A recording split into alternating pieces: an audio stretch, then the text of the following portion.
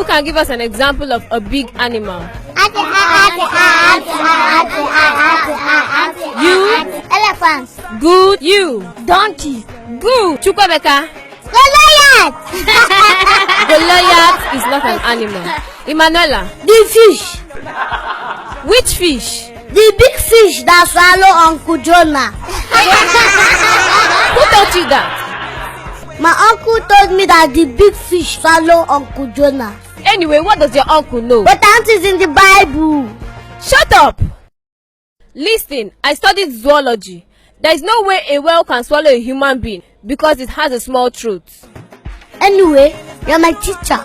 You know better. But when I go to heaven, I will ask Uncle Jonah. And what if your Uncle Jonah is not in heaven? The way you go to hell, you ask him.